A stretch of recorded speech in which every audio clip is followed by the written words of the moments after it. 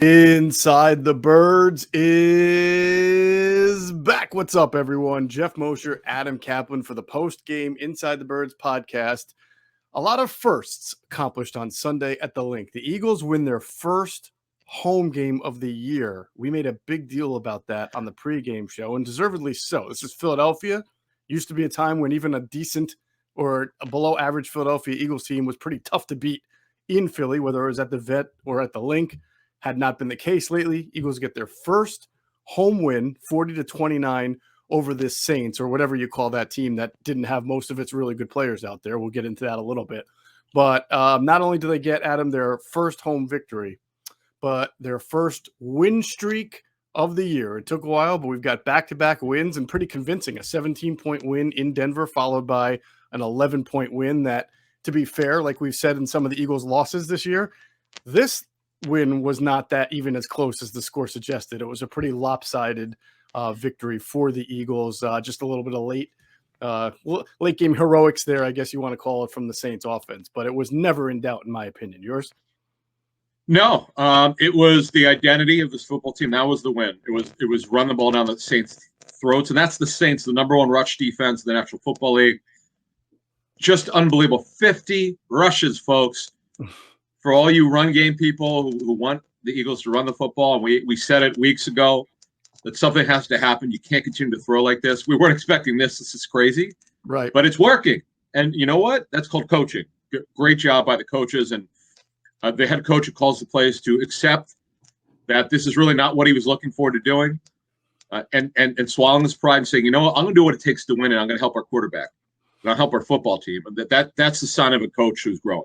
Yeah, the numbers are absolutely staggering. I mean, staggering. 50 rushes for 242 yards. Now, I get, 70 of that is from the quarterback, but even if you took him out, that's still 170 rushing yards by your by your running backs and 32 carries. That would look really good on any stat sheet regardless. And, the quarterback running is a part of the game as well, and especially part of this offense. So here's my big picture takeaway. I'll give you mine, Adam, and then I'll ask for yours. My big picture takeaway from this game is that the Eagles are not just now a really good power running team like they've been for the last few weeks, but what I see them doing is sort of becoming a modified version of the Ravens offense. They really are. Their foundation is running, much like the Ravens, and then a lot of what the Ravens do with Lamar Jackson in the run game. Now, some of that is Lamar freelance, and you'll see that from Jalen Hurts, but you see a lot of good planned, designed runs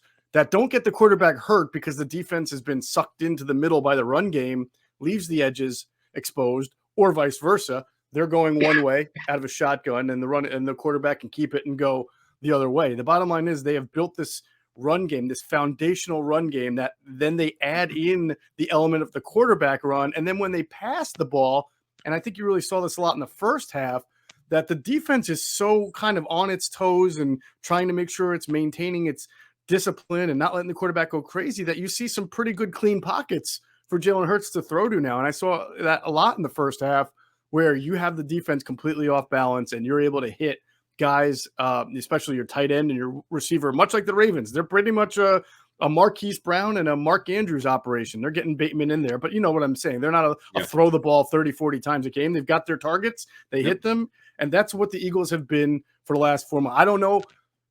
This is the first time where I'm kind of like, I have no idea what this means for the future of the franchise. I really don't. I'm just examining it in the moment, and that's what I see. Yeah, so your thoughts is what Greg Cosell said on our pregame show. He said when he watched the tape from last week's game, because the Eagles, they jumped the sort of split between shotgun and under center for Hurts. They went almost exclusively shotgun against Denver, and it worked. He said it looked very reminiscent of the Ravens offense with, as you were talking about, Jackson being a big – well, he's actually he is their running game. Whereas here whereas Hurts is not. He's a part of it, as you well said. So it worked. There's really no opening statement because we just gave it. It's all about the run. That's their identity. They will not change, obviously. If they did, the staff should be reprimanded severely by everybody, even the owner, who probably doesn't like this. But you know what? It works, and it's using your personnel well. There will be a time, folks, yes, there will be a time that Hurts may have to throw it 30 times or more. He was averaging 35 pass attempts through the first 7 games, now averaging in the low 20s. This is good. And he was efficient in the first half. They lost steam in the second half, which we're going to get into again. Mm-hmm. I don't think it's troubling. That's just what happens. You talk to coaches, they'll tell you it's really hard to keep things going when you're dominating like that. And it's something to behold. And we've got a lot to cover here because I got some thoughts on Brandon Brooks and some other stuff, some leftovers from the pregame show, which we didn't really answer, but I've thrown some questions around to people who would know, and I've got some responses back. So. Well, that's it. So the Eagles are now 4-6. I'm sorry, 5-6. They are in it for a playoff spot. We know that, which is pretty impressive considering where they started. You know, they had lost 3 of their first 5 games. They were 2-5 after 7 games, right? So again, now they've won 3 of their last 4. A couple of them very convincing. Detroit, convincing win, of course. Broncos and Saints, all double-digit wins. Good job by the coaching staff. We saw some things that we'll talk about in the game, and people are getting excited for a potential playoff berth, and we'll see. We got a lot of football left to play.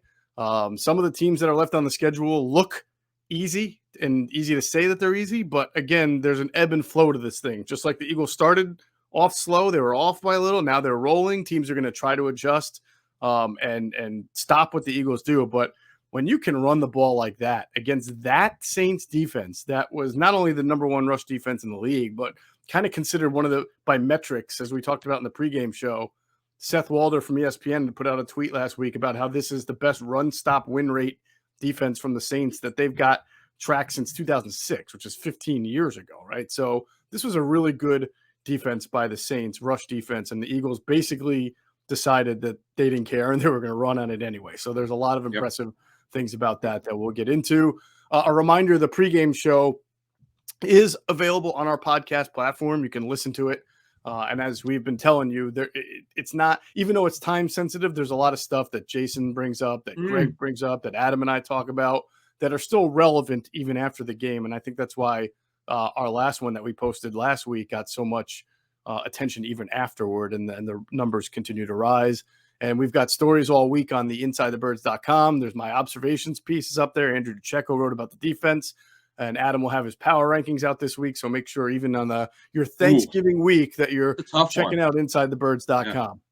Yeah. And also, if you can, please give us a 5-star review if you're an Apple user. Ask a question. We're going to do an Ask ITB. Oh, yeah. On Tuesday, Adam? Is that what day we Probably, yeah, probably. Yeah, we already got questions. So we'll definitely answer them. And one of them is there are a couple things we'll get into, but obviously what's going to happen when Brandon Brooks is ready, and I'm going to actually discuss that in about a minute and a half because we're going to get started here very, very quickly. Sure. So it was really something to behold. So let's get started. So yeah. Before we get all into things, I want to welcome back our friends from Deal Dash. You know, they love winning. We love winning. Of course, we've retired from the field a long, long time ago, but as we used to tell you all the time, we're still winning because we use Deal Dash, the online shopping platform that's actually fun. And it's probably got to be 10 times more fun with the holidays approaching when you're really trying to get great stuff at discount rates. Deal Dash is the longest running penny auction website and app around. Does that sound too good to be true? Well, it should, because we've seen a car go for $900, a brand new TV for less than $2. So many great appliances, tools, electronics, anything you want, anything that you can get just by outbidding the competition. It's really fun to win. It's like free beer. So don't be a loser. Stop paying full retail price for things you want and get on Deal Dash. You can go to DealDash.com or download the Deal Dash app. And when you register, use that promo code ITB for a special offer for some bonus free bids. That's with Deal Dash.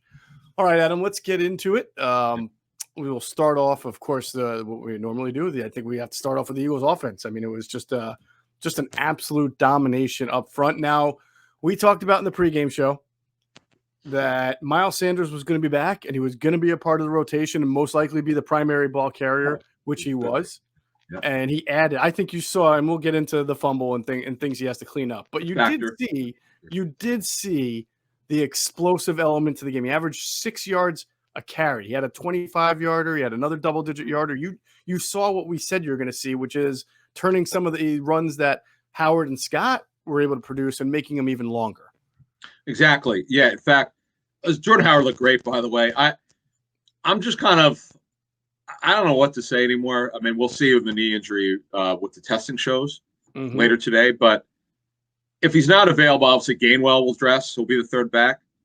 But you miss that size element, and those inside zone runs, they've had them all season, but they didn't have the natural run element earlier in the season where the coach was trying to figure out what this run game should look like.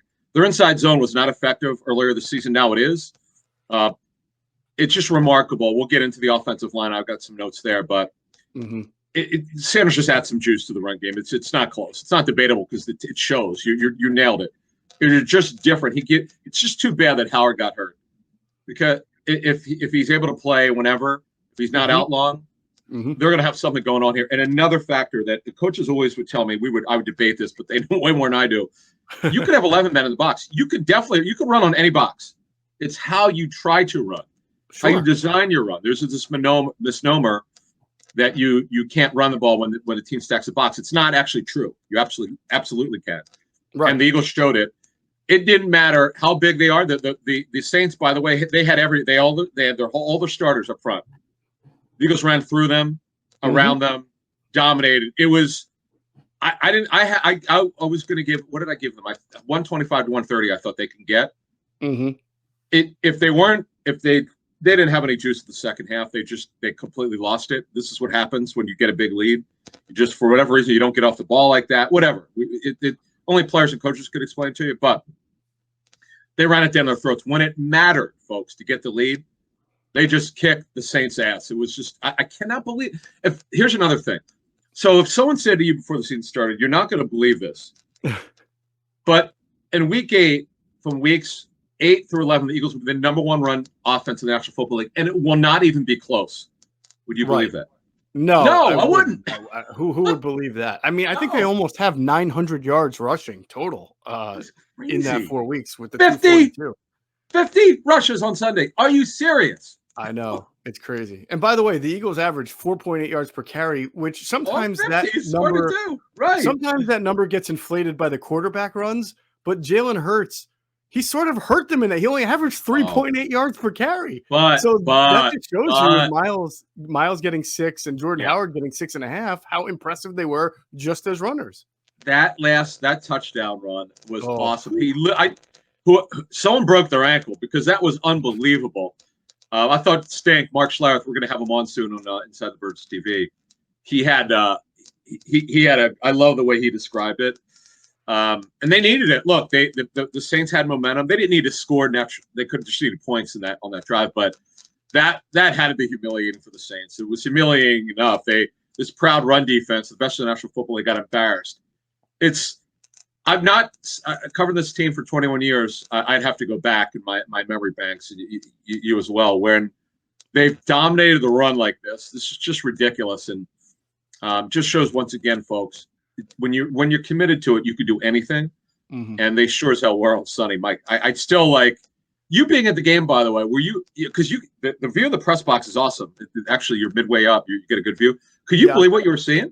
Yeah, I'll tell you what really stood out being that close and from the press is that, and I was at the Chargers game too where they ran the ball well. I've been at all the home games. I thought what really stood out was how impactful the interior offensive line was to see because you got to be. I have a really good view. Anybody in the press box does of the field and the blocking schemes, and there was a lot of movement. I give the Eagles a lot of credit. They're not the first 2 weeks. Remember how I said they just kind of line it up and beat you with their personnel, and they do, but they're not just stagnant in that concept. They really are doing a lot of great pulling and trapping and different things with their offensive line. So credit to Geoff Stoutland, who's the run game designer. Credit to also, I'm sure Nick Sirianni and has a big role in that. Shane Steichen as well.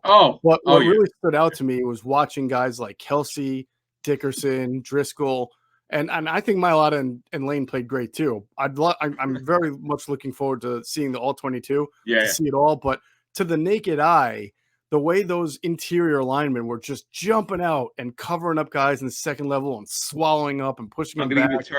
That was really impressive. So the term is a service block. So what happens is on a double team, you get your double, and then you raise up and you get the next guy. Right. It's the second level of blocking. After you get your double team, you get the next guy. That's called a surface block. they've been dominant in that area. This is obviously right now, no offensive line's playing better. There are a lot of great offensive lines, and I didn't see this with Jack Driscoll. I'll admit it, I was wrong.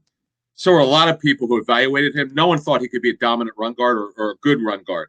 He's a good run guard. Because, he was an athlete, versatile, and all that. So this brings the next point is, okay, so what will they do? I know this for a fact. No decision's been made on what they're going to do with Brooks when he's ready.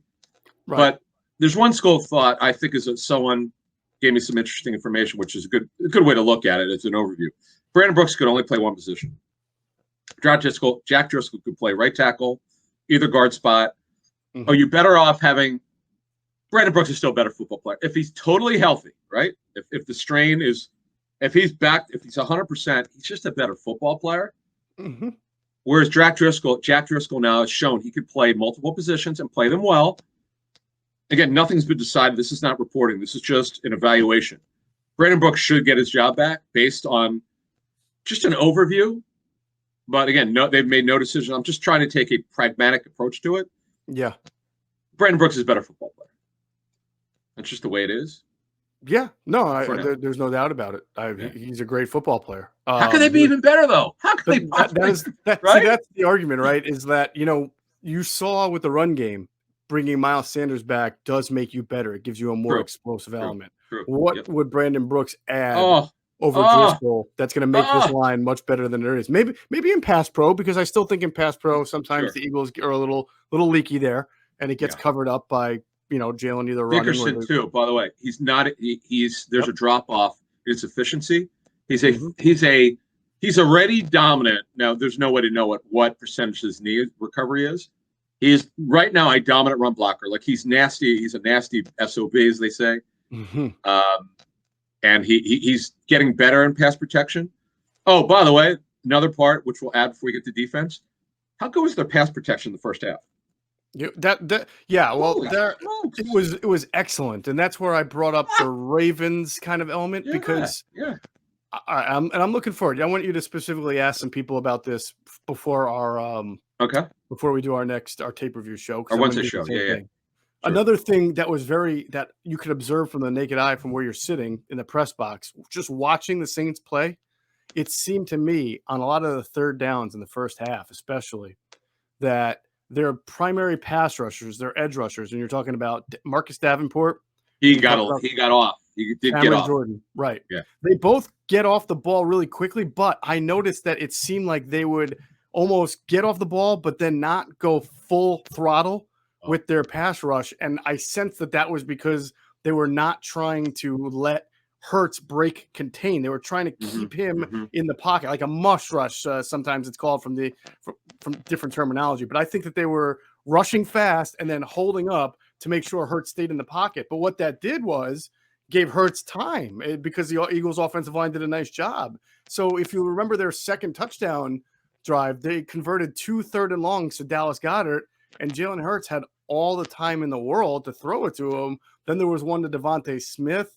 I think they changed things up, the Saints, in the second half to stop doing that, and you saw it work better as far as it made Jalen run a little bit more. But I thought that was to their detriment in the first half because I know those guys are good pass rushers, and you can tell just watching it. I don't know if you can see it from TV because there's all the bodies there, but from above, you can see they fire off the ball and then kind of stopped.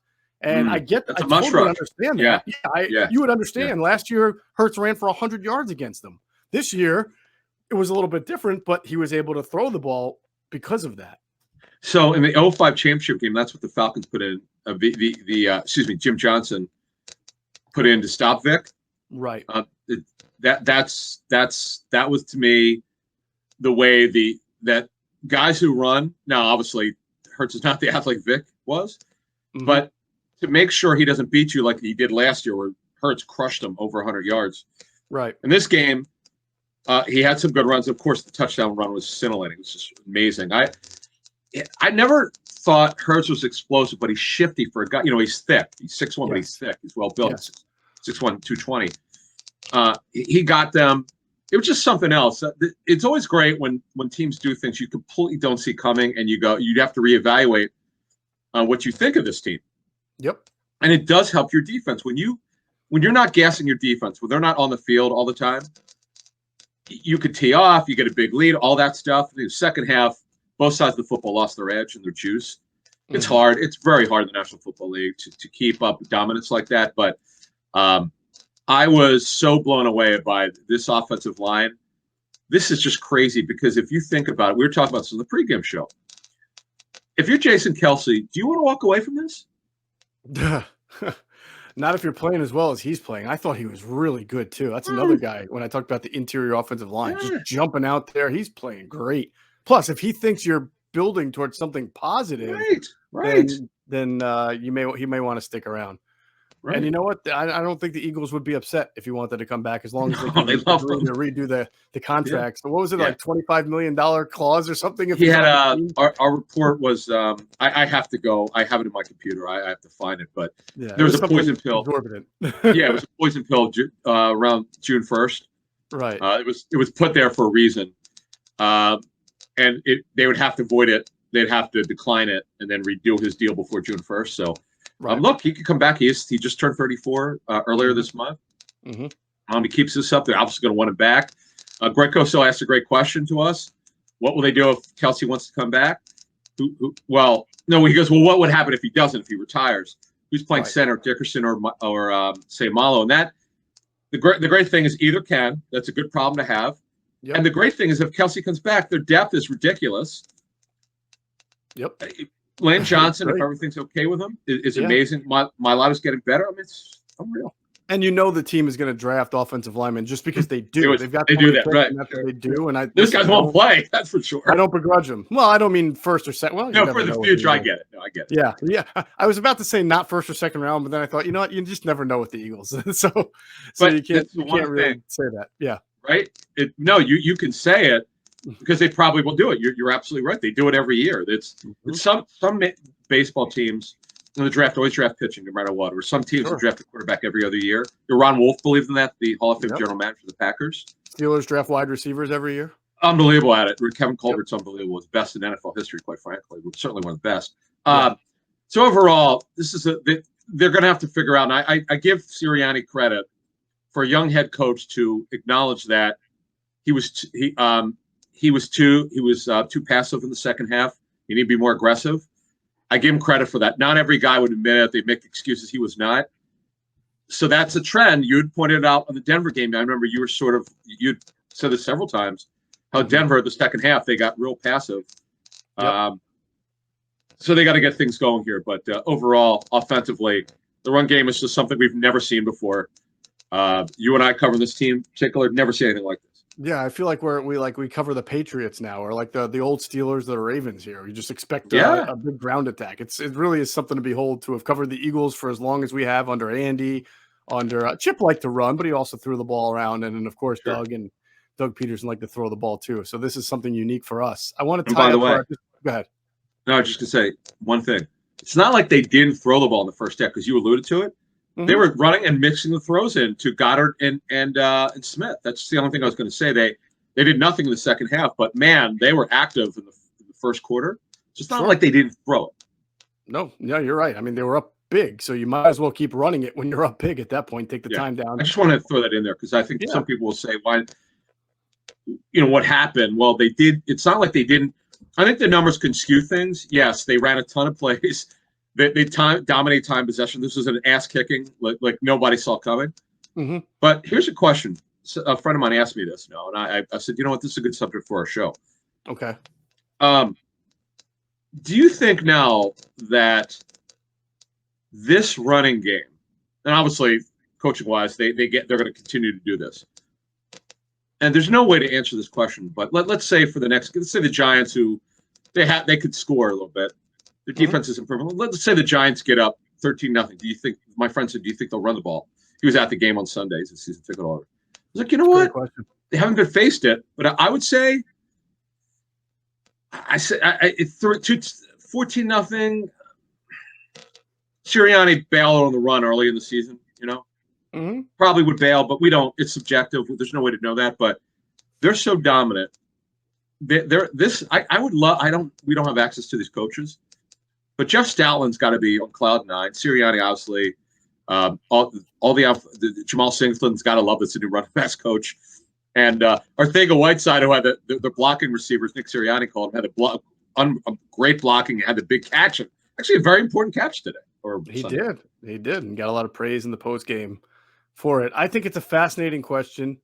I don't expect fans to agree with me on this because they shouldn't, or not agree, but just to see what I was hoping to see. But I really was disappointed in, and it's nobody's fault, but in the Saints and the numerous injuries they had. I mean, if we're really being fair, that was not the Saints. I mean, no Alvin Kamara, two offensive linemen, and not just two linemen, two tackles. Their best two offensive linemen, three linemen, three if you count Pete, who's been out for a while, but still, I was looking for a little bit better of a test there to really see. And I'm not saying I want the Eagles to be down 14 points or anything like that, so that question that you just asked can be answered. I tend to think if the Eagles are down 14-0 because, say, a pick got returned for a touchdown or something wacky happened or they went 3 and out, that it wouldn't matter as much. If they're down 14-0 after a quarter or 3 or 4 drives because somebody's doing a good job of stopping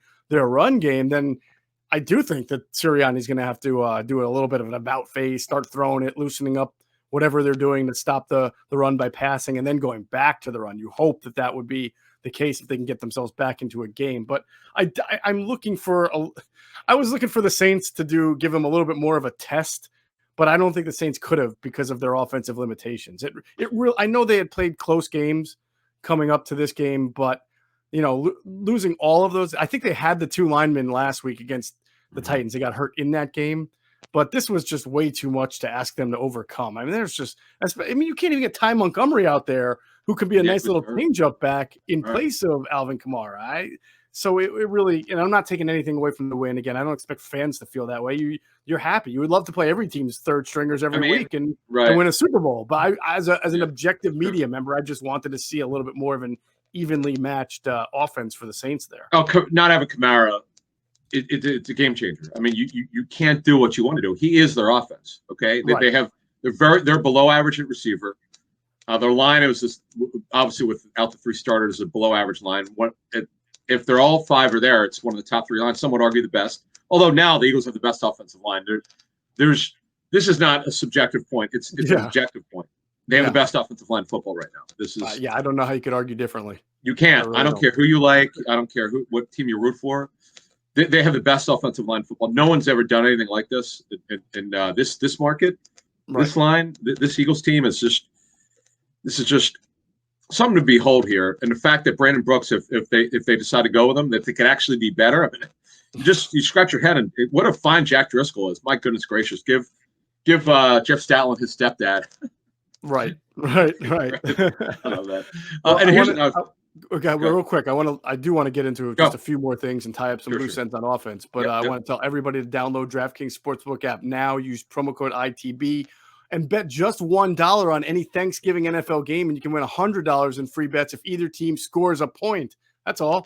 Promo code ITB this Thanksgiving at DraftKings Sportsbook, an official sports betting partner of the NFL. And, of course, if you want to get an advantage over DraftKings or whatever sportsbook you use, you download BetQL. It's the only app you need to make smart bets. They've got that best bet computer model that we've been telling you about. It scans over 350,000 unique bets a year to give you the best bet recommendation for every game across all major sports and the reason why you should place the bet. Their model covers spreads, over-unders, player props, everything. And if you don't want to use their model, they've got all the necessary tools for your own research. BetQL will hook you up with team summaries, line movement, sharp data, lineup and injury breaking news, even a leaderboard to track your success. So you can go to the Apple Store or Google Play Store now to download BetQL, and also head to try.betql.co/ITB, and you enter that discount code ITB at payment checkout to get 25% off subscription offerings. Check out their sportsbook offers page if you live in one of the eligible states to claim free offers upon signing up at one of the many sportsbooks listed. So don't miss out on the chance to beat your sportsbook this football season using BetQL. A couple of offensive things I wanted to tie up, but you were about to say something. What was there another? Yeah. Well, this is the point about the first half, how dominant they were. Mm-hmm. They had 249 yards in the first half. Okay, they ran 43 plays. This just goes to the dominance. Okay, that they had. they did mix in the, I've said this whole season, no matter what you do, you got to mix in the other things. So now if they're a dominant run team, you got to pass, you got to mix in the pass. They did that with Goddard and Smith, had combined 7 catches and 10 targets. Second half, they had no juice at all. That was disappointing. We'll just chalk it up to what happens to a lot of teams that get a big lead. They were great on third down in the first half, of 8 of 12. Everything was working. It was just this is kind of what I hate to say this now because I don't want to jinx them, but you expect this now. So, someone will eventually stop them or slow them down. And that's when you're going to learn about this coaching staff. This young group who's done a great job of adjusting, particularly the offensive coaching staff. I'm still a little bit worried about Gannon, but I got to give Sirianni credit. He gets it. He really does. This is how you win. You figure out what you do best, and you accentuate it. And he sure as hell has done that. No doubt about it. All right, 2 points offense I want to tie up. One on Miles Sanders, to get back to him. Yeah.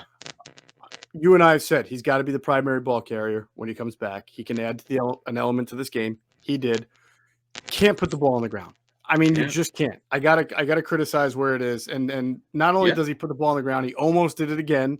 And he actually did do it again. He just got very fortunate on a forward motion call. Yeah. And then in the fourth quarter, you break one out to the edges. Yeah. You got to stay in bounds. That he did that earlier this year. I can't remember what game it was. Was it the Niners game or maybe the Carolina game? Carolina, because they won the game, right? Yeah, it was the game they won. That was bad, really bad. Like you got to know better, man. Yeah, you're a veteran. You got to know better. Well, he's third year.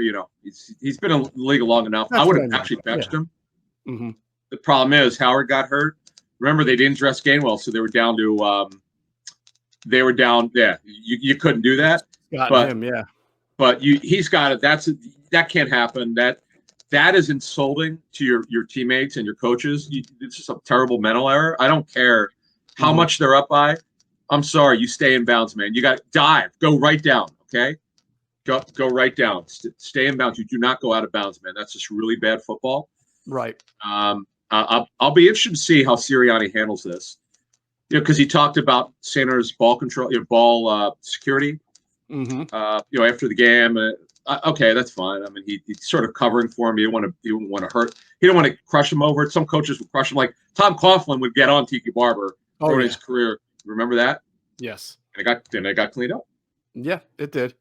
All right. So the second thing I wanted to tie up here is basically on Jalen Hurts we were talking about, because it was a very strange game for him. I thought he was really on the money for the first quarter into the second quarter. But you see, I mean, he finished 13 of 24. He only completed 54% of his passes. I think they got to be better than that when you have such an impactful running game, and because you should have a lot of really open receivers out there. 3 sacks he took. I mean, it was clear starting to say 6-7 minutes left in the second quarter, and then for a lot of the second half, it was different. He was not as. I think the decision making wasn't as good, and you started to see him try to. First of all, there were a couple of plays that looked like they were just blown play calls, not on him. Like he was expecting one thing, and maybe it was the running back wasn't there or the receiver wasn't there. That's something we really got to kind of try to get into with personnel sources and see. But and then I thought he started to kind of get out of that pocket a little bit, and I don't know if, like you said, if it was taking the foot off the gas because they were ahead so much, but 147 yards, 13 completions, 54% completion percentage. I just thought when you ran the ball that well, at very least, you should complete 60% of your passes, if not more, when you have that great of a running game. Yeah, I got to see if guys are getting open the second half. They had nothing going on in the second half. It was moribund. It was even worse than last week. Against Denver. They just had no energy. But I give Hurts credit for the touchdown run, which is pretty darn cool. Listen, I got no issue with that. His running was unbelievable. That third touchdown He's a part of it.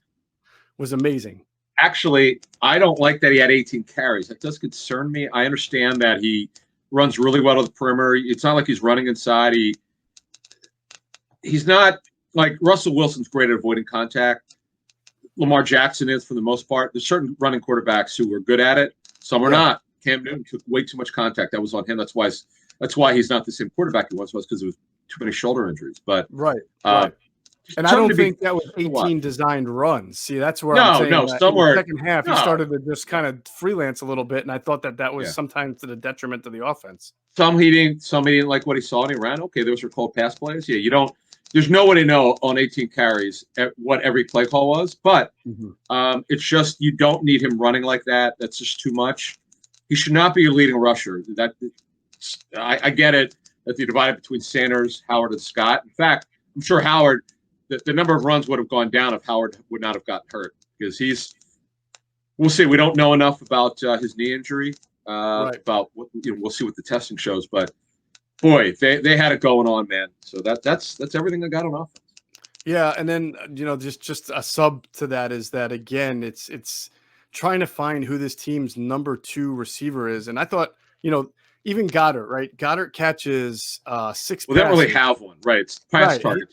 Goddard catches 5 passes for 62 yards. He caught 3 for 36 on the second touchdown possession alone. So that means from that point on, he only catches 2 more balls for about. I know he dropped one as well, but it's just it's hard to get a real feel for this passing offense at times, and I think this was one of those examples. Yeah, it's. I would evaluate this offense. It's very easy. Their top pass target is going to be Smith, 2 is Goddard, and that's all they have. That they don't. Rager's not involved. The obligatory slot screen doesn't work. I don't know what that's about. You had said on the pregame show, why don't they line him up outside and let him catch an over route? Now we know that the tape had showed earlier in the season he was getting open. He wouldn't get it. This is when Hurts was really struggling with his field vision, really bad. Right. And then they started running it. He got more comfortable. Started seeing the field better. It's funny what happens when you get a run game. You make a young quarterback comfortable. But this is he's clearly not in sync with Reagor because last week, not at all. Reagor made a nice catch. Remember, it was on a comebacker where he had to dive. It was very underthrown, and then he did target Reagor again along the right sideline this time on another. But the ball again was underthrown, and Reagor had to twist his body back, and it wasn't even catchable. So I know they work in practice. I asked him, Jalen, about it about a week or two ago. I just asked him if he felt like he needed to tell guys like Arcega-Whiteside and Reagor and even Greg Ward, just the guys who aren't seeing as many targets while they run the ball so much, if you just got to keep them invested. And he said he does talk to them, and everybody's doing a good job keeping their heads up. But it's got to be frustrating for those guys to just not get that many opportunities, and then it's hard to get them in a rhythm. Yeah, we got to definitely move on to defense right now. But I leave it like this here is that Quez Watkins, the Saints are the worst team against slot receiver. Any receiver lineup in the slot seems to dominate. Yep. I would say with Hurts, he definitely had some issues with his posture. Someone told me when he stood up in the pocket on Sunday. Some throws just to not have life because he doesn't have a good enough arm to get away with not squaring his knees up and standing straight. Like against Denver, his posture was terrific. He was awesome in that game with his stance, his ability, turning his butt, squaring up correctly. There were just some throws that didn't have a life, and I think you alluded to it. So that would be it for offense. That's all I saw. All right, check out our friends at PHLSportsNation.com, enhancing the fans' experience with their coverage of all Philadelphia sports teams. They are for the fan, by the fan. That's their motto, so make sure you're checking out all their great work. You can find it on PHLSportsNation.com or go to their Twitter account at PHLSportsNation. We'll pause real quick now for a word from our other great sponsors, including our friends at Sky Motor Cars. And if you head into Sky Motor Cars out there in Westchester, PA, make sure you tell them Adam and Geoff sent you. You will get a great deal. All right, defense. I mean, what can you say about this defensive line against that offensive line? I mean, they completely dominated. I like the fact that first half. First half. I like the fact that Jonathan Gannon didn't just say, "We'll just dominate this team up front." I mean, he went after Simeon with a lot of different blitzes, a lot of zone blitzes. So, he had guys dropping and guys who are in coverage look to be in coverage, then blitzing, which is good. That's some of the disguise and deception that we've talked about. And that clearly got to the Saints offense. I mean, it was just out of rhythm for the first half. So I thought he picked and chose great times to blitz. Usually when they were backed up in the 20, he would definitely go after them. There was the one breakdown, the touchdown from Simeon to it wasn't a breakdown really. It was the touchdown from Simeon to Troutman. I don't know how. That was amazing. I mean, Josh Sweat came within an inch of Simeon, and then TJ Edwards is standing right in front of Troutman. I know Edwards isn't great at coverage, but Troutman basically just said, "Excuse me," picked the ball, and all of a sudden the third and 18 touchdown. Yeah, he. I don't know if he pushed off or whatever, but it was a great catch. Yeah. Overall, boy, Edwards is getting better. He really is. He's. I don't know. In the end, he'll be totally what they want at middle linebacker. There's some plays he misses because he's not a great athlete, right? But he's a guy's improving, no doubt about it. Singleton, because Davion Taylor hurt his knee again. He hurt it, same knee, came back out, came back in, and then was finished for the day. So they'll have to see. He's wearing that brace, and we'll have to see what happens going forward with him. The line dominated up front. They got to Simeon. They were incredible in the first half. They were relentless. Mm-hmm. It's not, again, sacks is cherry on the top. It's about pressures. Coaches will tell you, I want pressures. I'll take sacks if it's a negative play, but I want pressures. They're more important. They got pressures in the first half. Second half, they just lost it. Both sides of the football lost energy, and that was really the story. Yeah, no doubt about it. Javon Hargrave, I thought, had some good pressures from the inside as well. And by the way, that penalty they called on him in the third or the fourth quarter, the I guess it was a personal foul. I couldn't even begin to tell you what the coaching point would be. Don't raise your hand up. There isn't any. Your head. That was not a bad foul. I don't understand. No, it's what happens. Your hand slip. It like basically you're trying to go lower, but it's just the way that if you're watching me on YouTube, it's just the way I've had this explained to me. You could let's say you start your hands up here and then you're trying to lower them before you hit the quarterback. The problem is your hands didn't get down early enough. Right. It's just it's sort of a BS call, but it's unfortunate by the letter of the rule. Mm-hmm. You're 100% right. There's really nothing the player can do. You just have to go in lower with your hands and hit him as hard as you want. Problem is you cannot touch the quarterback's helmet.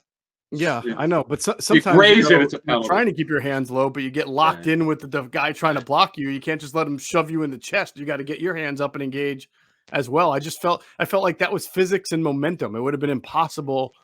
And I think he could have, if he really wanted to do so, he could have. He did try to not hit the quarterback, and it just, I don't know, man. Sometimes I feel like we already know the league is over legislated, but in that case, I'm like, what could he do? You just can't defy physics to accommodate a law or a policy. It's crazy. I love Gannon. I love the way Gannon called a very aggressive game. He really did. Well, first half.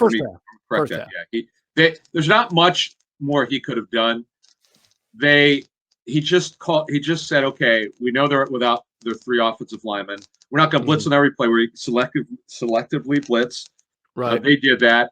They really made Simeon struggle in the first half. He was terrible in the first half. He piled up numbers in the second half, because if you look at his final numbers, you go, oh wow, he had 3 touchdowns. Yeah, but he was awful in the first half. When it mattered, it didn't matter in the second half. I mean, I don't know. I mean, I really can't complain, because he was 6 of 18 in the first half and the late pick 6 and 2 touchdowns. And Darius Slay, who unfortunately got the concussion, I mean, he's just really having a Pro Bowl type year. He's having a very good season. That was his 3rd touchdown this year, 2nd in as many games. And I tell you, I don't think that was just it was a bad throw, but not just that way. The Eagles were backed off at that point because it's right before halftime. Yeah. They were building a pretty big lead.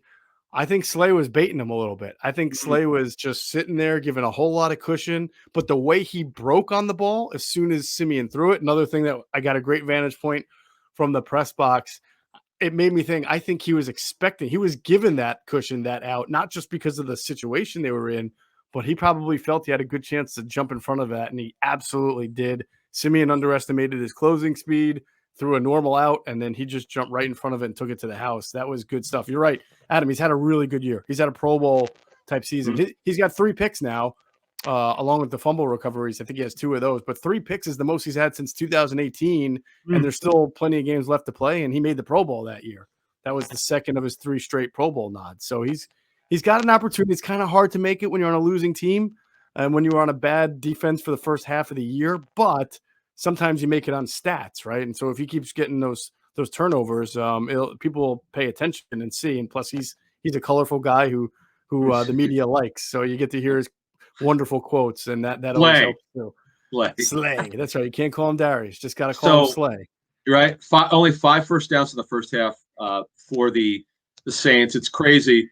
Amazing. They only got 2 yards per play the first half on the 10 plays. I mean, the 10 minutes they had, about just over 10 minutes. This is done. It's funny.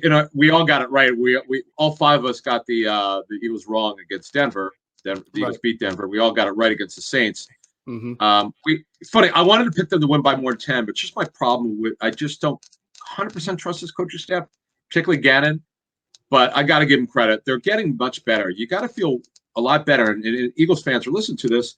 You look at their schedule. I know anything could happen. It's the National Football League, but they don't play a team for winning record the rest of the season until week 18 of 17 games against the Cowboys. So that is true.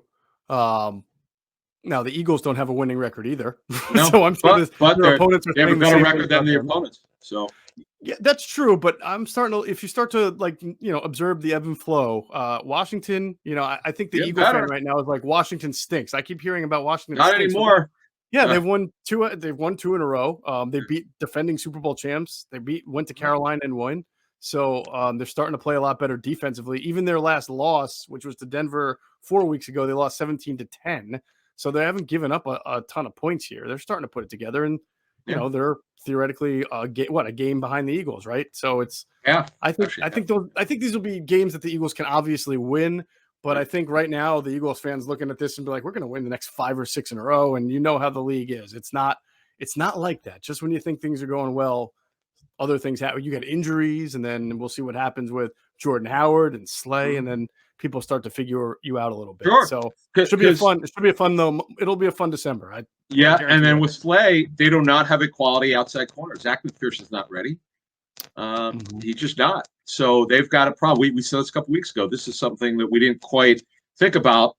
We knew it in the back of our minds, but we never really talked about it. But this is a major issue. If they want to do anything the rest of the season, in fact, they ought to pick up one of these journeyman corners just to have someone who's had experience. McPherson didn't light it up in training camp. Had a good OTAs, but didn't have a great training camp. And when he's played, he's barely played. He's been mostly special teams player. So they don't have that veteran outside corner. You do not want to play Maddox outside. They cannot do that. No, he's been too good. By the way, he had a good game in the slot as well. I know he gave up the Callaway touchdown. You got pushed out. Yeah, it's not good. He got physical. Yeah, I thought in general he had a breakup or 2 in the first half. I thought Anthony Harris also played a little bit more physical this game. We'll have to talk to the personnel sources and see the tape on that. But to my naked eye, it looked like he was playing a little bit more physical and downhill in the game. I know he blitzed a little bit too, so that was good use of that. I agree with you. I think Gannon got scared when, again, second week in a row, Slay goes out. And was it 2 weeks in a row, or did he do that against the I forget. Slay went out of a game recently, and Gannon kind of backed off the blitz. Oh, it was the Chargers game where Gannon did blitz in the first half, but then when Slay got hurt, he called off the dogs, and then you saw Herbert continue to pick him Which apart. I get. So, I get it, but there's something to be said for when you're rolling and you're in a quarterback's head and you're hitting them and your blitzes are getting home. Sure. You can help your cornerback by making the quarterback rush his throw a little bit. I get it. You're right. You lose personnel. You've got a big score. The Saints have to sit there and score 4 touchdowns to beat you. And by the way, what was Sean Payton thinking? Kicking a field goal with 7:15 to go. What are you doing? You still needed 2 scores. Yeah, I don't know. That was really embarrassing for a guy such a great coach. That just, I don't know. I mean, does he need assistance? Does he need that? Does he need like that special that Herm Edwards had? Oh God. Dick Curl. Remember Dick Curl? Remember that guy? I remember the name, yes. I know. He was his time management coach for the Jets. Right. You need some guy. I mean, that's Ryan Paganetti. That's what he needs. Pags. I know Pags. They need Paganetti. You see, it's funny because Paganetti had a really good tweet on that. So anyway. Oh, did he? I didn't even see it. Yeah. But yeah, no, I'm sure he did. All right. So I think, again, defense made some strides, a little bit of a bone to pick with how they played in the second half, but they got the job done. The Eagles win, and it's on to the next one. And, of course, our next podcast will drop 6 a.m. Wednesday. We'll have the tape broken down, and hopefully we'll have some better injury information on some of the guys Yep. who exited the game. That'll do it for this episode of Inside the Birds, the leading podcast in Eagles Intel. Thanks as always to our producer, Hunter Brody. Check out his work on his YouTube channel. It's called Sports Talk with Broads. Make sure you're following him on Twitter at Broads81 and checking out his website, broadsmedia.com. And as always, we thank you for flying with us inside the bird.